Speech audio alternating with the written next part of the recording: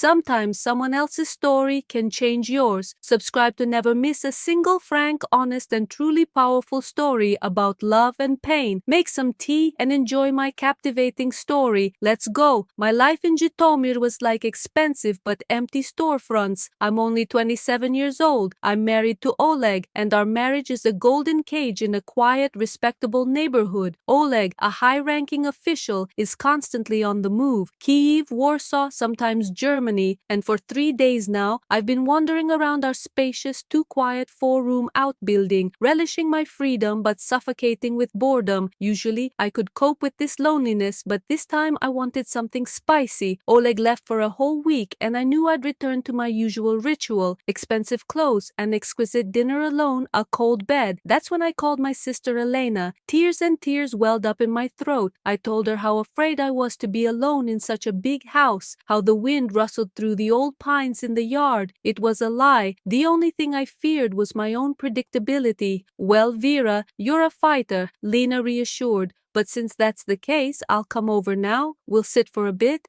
and then take my Denis." "Oh, Lenochka, I don't even know," I drawled. "He's all grown up, 21 years old, studying in this, what's his name, Lviv? He probably won't want to come to our province." "He will. I'll tell him you're sick. He's so responsible. He'll help you around the house with the groceries. He's a strong man after all." A strong man? That's it. A fetish.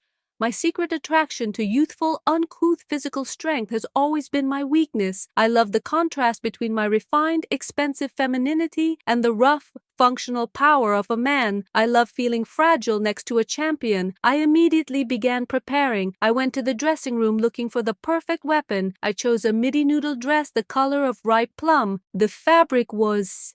it was tight, but it accentuated every curve of my body without being vulgarly revealing.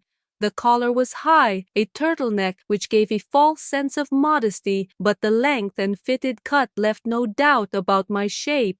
I paired the dress with my favorite boots, high suede stiletto heels.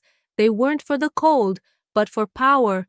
Every step I took on the polished parquet floor was accompanied by the crisp, confident click of my heels. This sound is my second fetish, the sound of control. I wanted Denis to hear it before he even saw me. When the doorbell rang, I was ready. My jasmine scent mingled with the expensive leather of my boots. Opening the door, I almost dropped my keys. Denis stood before me.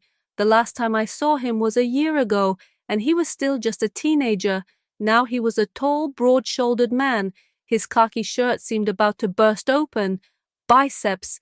He stood slightly hunched as if trying to hide his strength, but his neck was tense and his blue eyes were heavy and embarrassed. He was a man. "Hello, Aunt Vera," Mom said. "You're not feeling well." His voice was deep and uncertain. I smiled broadly and predatorily. "Deniska," I exclaimed, using a pet name but in a tone that was anything but petty. "God, you've grown so big. I'm not bad, I'm bored and lonely. Come in." I took a step back and the click of my heels made him flinch. He entered and for a second our bodies were too close. I felt his warmth and the scent of pure male sweat mixed with cheap eau de cologne, the fresh, undisguised scent of youthful strength. Lena didn't stay with us long, quickly drank some tea and got ready. "Well, Deniska, you're in charge here. Protect Auntie. Make sure she's not scared. He's an athlete. Vera, don't be afraid of anything." "I understand, Lena. Thank you so much. I have 100% confidence in him," I replied, exchanging a long, intense look with Denis. When the door closed behind Lena, a thick, dense silence fell over the apartment.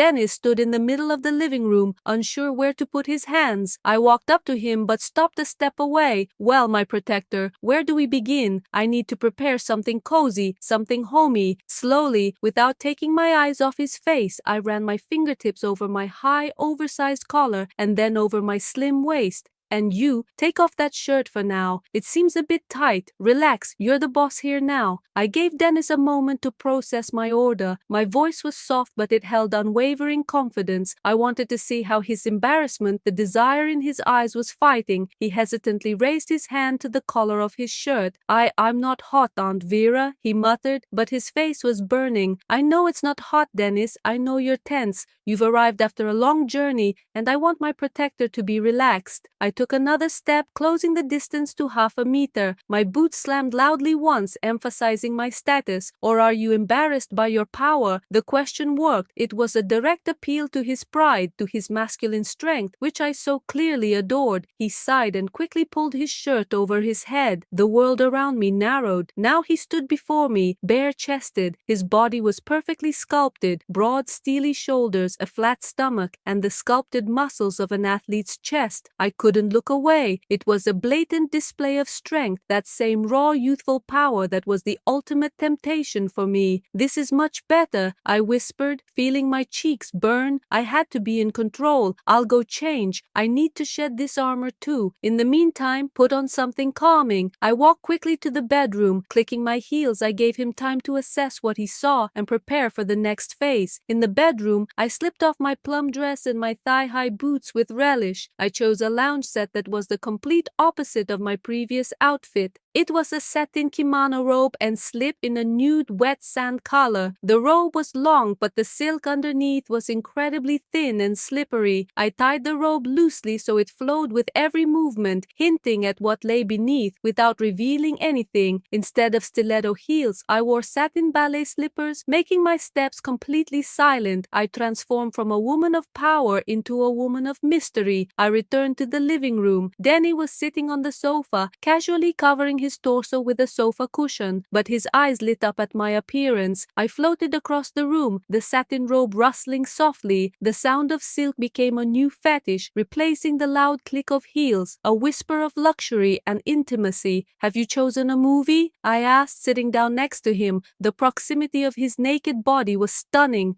I could feel the heat of his skin. I can't concentrate, Aunt Vera, he said honestly, his voice hoarse. I smiled.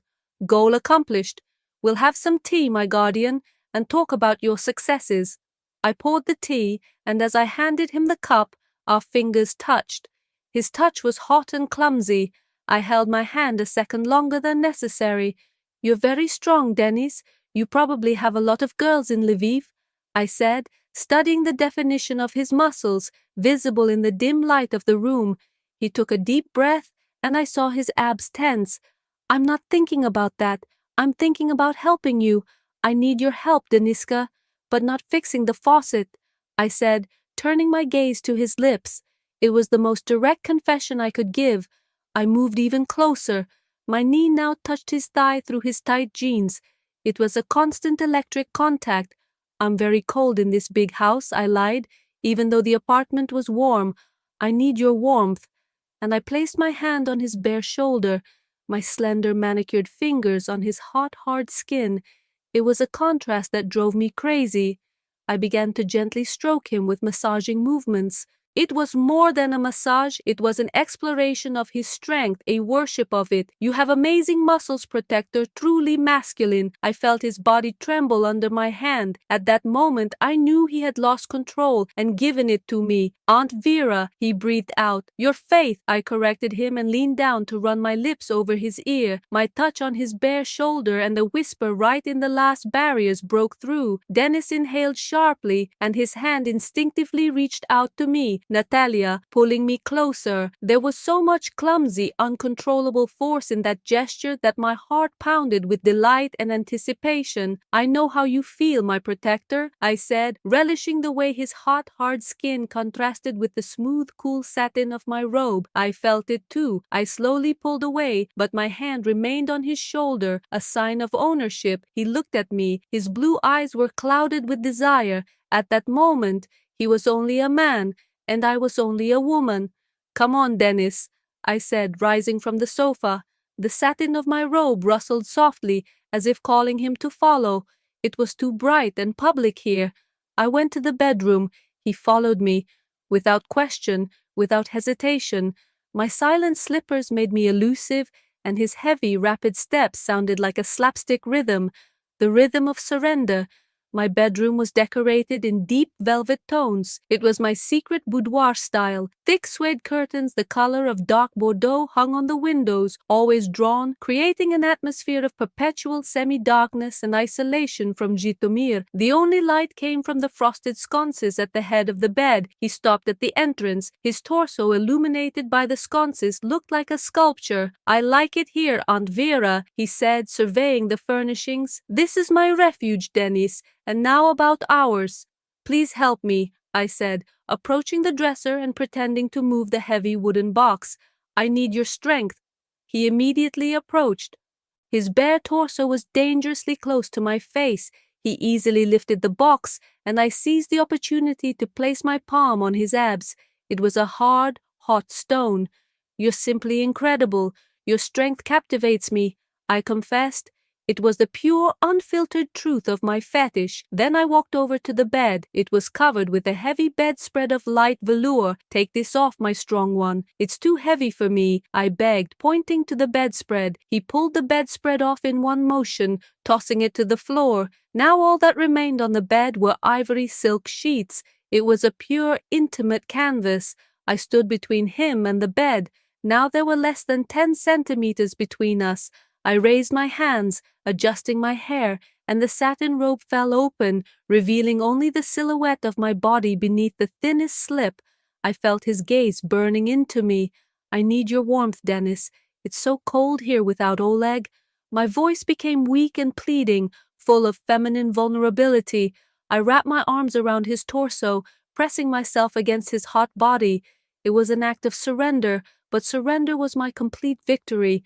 He wrapped his arms around me in response, and his strong arms lifted me as easily as if I were a feather. He buried his face in my neck, and I felt his ragged breathing. "Aunt Vera, what are we doing?" he croaked. "We're doing what a man and a woman should do when they're lonely and when they want each other. Denis, and you're here, my master." I kissed him tenderly, then demandingly, and in that first long kiss I felt all his youth, strength, and passion. It was the perfect forbidden satisfaction. I knew this night would be ours, but I also knew the morning would bring the need to lie and continue the game, and that was part of my plan. I woke to the first timid ray of sunlight that broke through the thick suede curtains.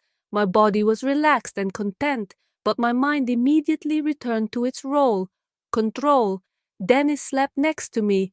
His powerful arm rested on my waist, and I felt the rhythmic beating of his heart. He was young, strong, and mine. In that moment, I felt absolute dark satisfaction. I carefully extricated myself from his. I hugged him and got out of bed silently. My first move was to go to the closet. I put on a long satin robe the color of wet sand, my morning armor. The cool satin touched my body, and I felt the role of mistress give way to that of hostess. I went into the living room to make coffee. I needed to restore distance and establish new rules. When Denis, wearing only jeans, appeared in the kitchen, his face was a mixture of embarrassment and pride. He avoided my gaze, but his posture was different, more confident, more masculine. "Good morning, Protector," I said gently but firmly. "That Aunt Vera," he began, but I immediately interrupted him. "You're Vera." We agreed. I placed a cup of strong coffee in front of him. "You must remember what happened last night, but no one must ever know about it." I leaned against the countertop, crossing my arms. Breasts. My satin robe draped perfectly, creating the image of an unapproachable yet desirable woman. "Oleg is returning this evening," I declared, watching his reaction. "You must leave before dinner. You must return to Lviv or to Mom." He slumped. Seeing his disappointment, I felt omnipotent. "But I would like to stay, Vera. I can help you. You've already helped me, Deniska, and it was the most precious thing I've received in recent years. Now listen to the rules of our game." I approached him and slowly ran my fingertips over his hot, bare shoulder. He shuddered and closed his eyes. "Rule 1. You are my personal bodyguard. Your arrival is justified only by my loneliness and fear in this big house. Rule 2. You come every time Oleg is gone for a long time, without questions, without delay. And Rule 3, the most important. When you're here, you're my man. When you're gone, you're mine. Nephew." I took his chin, forcing him to look me in the eye. "Can you handle this role, my strong one?" He exhaled heavily. His masculine pride wouldn't let him back down. "I can handle it, Vera. I'll come." I smiled. Victory. After his departure, I felt an emptiness, but now it was a filled emptiness, filled with anticipation. This ritual became our life for many months. Kyiv, Warsaw, Munich. Wherever Oleg went, Denis always came to Zhytomyr. Every time he entered the house, I felt a surge of strength. I watched his young, powerful figure enter my refined but cold life, and I blossomed. Seduction became an art, a secret fetish. I loved watching his brutal strength surrender to my feminine sophistication. 8 months passed. The ritual continued uninterrupted. I became addicted. From him, from his warmth, from the sound of his steps and the way his muscles tense under my hand. Denis was supposed to arrive today. Oleg flew to Belarus for 3 days. I was just putting away the laundry in the bedroom when I got a strange message from Denis. "Vera, I can't talk about it right now, but it was a complete nightmare." Then he called. I immediately replied, "Denis, where are you? Why aren't you coming?" "I'm not in Lviv, Vera. I'm in Berdichev at the district clinic. You have to come immediately." "What happened? You're hurt." For the first time, real fear sounded in my voice. "No, it's not me. It's us." His voice was shaking. He spoke haltingly. "I just got tested for my sports insurance, and the doctors confirmed that I'm perfectly healthy and very fertile." I didn't understand. My mind was stuck on the word fertile. "And that you found someone in Lviv?" "No, you don't understand." I remembered how Oleg always joked about not being able to have children, that he was having problems after the surgery. I didn't believe it, but then you said you'd been feeling strange for the last few weeks. My heart started pounding like crazy. I sat up abruptly on the edge of the bed. I really did feel terrible. Morning sickness, constant fatigue. I chalked it up to the stress of lying. "Denis, what are you trying to tell me?" I whispered. "I bought a test, Vera, yesterday, just in case. I don't know how to tell you this, but it's positive, and if Oleg can't have children, I very well can." There was a dead silence. I looked at the silk bedding and the heavy suede curtains that hid our world. The secret, built on satin and strength, shattered. "I'm pregnant." My voice was alien. "Yes, Vera, and this is my child, and I don't know what to do now. Oleg is supposed to be back in 2 days." I panicked. My head spun with terror. My husband mustn't know that his nephew gave him an heir. "I don't know what to do myself, Denis," I screamed into the phone. And then the apartment door swung open. "Vera." I forgot the documents on the desk. Oleg's loud, confident voice rang out. He was supposed to be in Belarus. I abruptly hung up. Oleg stood in the bedroom doorway looking at me. I pressed my hand to my stomach, and my satin robe suddenly seemed transparent and useless. This was our game, but I didn't think there would be stakes in it. Flashed through my mind. I abruptly hung up. The click of Oleg's heels on the marble countertop was loud and impatient. "Vera, are you deaf?" I forgot the folder with the contracts on the desk. His voice was irritated but routine. He was unaware of the catastrophe unfolding behind closed doors. I stood by the bed, pressing my hand to my stomach. For the first time in months, my satin robe didn't give me a sense of power. It felt like thin, torn paper. Oleg entered the bedroom. He paused, his gaze slid over me. The crumpled blanket on the floor froze over my pale face and swollen belly. Although it was only my 3rd month, I was petite, and clothes couldn't hide the slight plumpness I attributed to my dietary lapses. "What's wrong with you? You're as white as a wall. Have you been crying?" His tone changed to one of condescending concern. "No." My voice was a hoarse whisper. "I'm just tired, and I'm not feeling well. Your nervousness again." He walked over to the desk, picked up a black folder, and quickly headed for the exit. "Will you rest? I told you, don't be bored." He was already at the door when I realized my only option. If he leaves, I won't be able to bear it. I needed his presence to hide my panic. "Oleg!" I shouted. The sound of my own voice sobered me. He turned around. "I'm pregnant," I declared. It was a lie that was the truth. It was a confession that was a death sentence. For a second, something unreadable appeared in his eyes, shock mixed with suspicion. He froze. In our bedroom, in this refuge, lies collided with reality. Did she say something? He returned. His expensive leather boots stopped abruptly at the edge of the silk carpet. "I'm pregnant, Oleg. I just found out. I feel bad. I need you to stay." I knew about Oleg's vasectomy, performed 10 years ago after his first failed marriage, which he confided in me at the beginning of our affair as a reason why I shouldn't worry. This confidence was the foundation of our forbidden romance. Oleg slowly approached me. His face was tense. He looked at my stomach, then into my eyes. "Pregnant. By whom?" His voice was quiet, but there was a ring of steel in it. I should have attacked first. I grabbed his hand and placed it on my stomach. "How can you ask such a thing? By whom?" "By you, of course. You know how I waited for you, how I prayed. This is our miracle, Oleg. After so many years, you know that doctors are wrong. I started playing the role of a happy but frightened woman. This was my last chance. You shouldn't have gone to Belarus. I'm so afraid. Please cancel everything. Stay with me, my husband." He pulled his hand away. He didn't believe it. I saw it in his cold, calculating gaze. "I can't have children.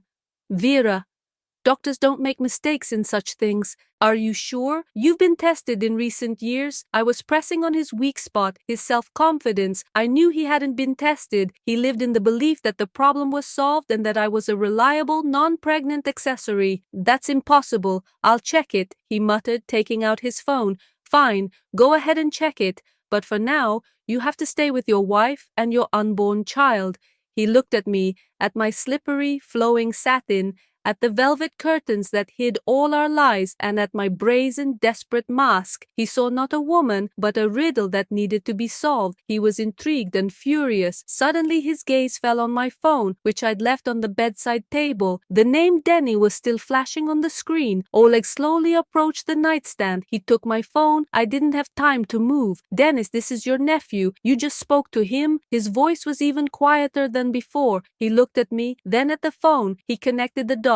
His infertility, my panic, the sudden pregnancy, and a call from a young, strong relative. "I understand, Vera." He threw my phone on the floor. There was a dry, cracking sound. The mirror in the bedroom shattered from the vibration. The shards symbolized the shattered pieces of my life. Oleg grabbed my wrist. His grip was steely and painful. "You're not going to the hospital," he whispered, and there was a threat in his eyes I'd never seen before. "You won't tell anyone. You'll be my wife and bear my child. If you say a word to Dennis or anyone else, you'll disappear. I understand." The threat was made in Zhytomyr. My satin robe and impudent heels were useless. I was caught in my own forbidden trap. I nodded, unable to speak.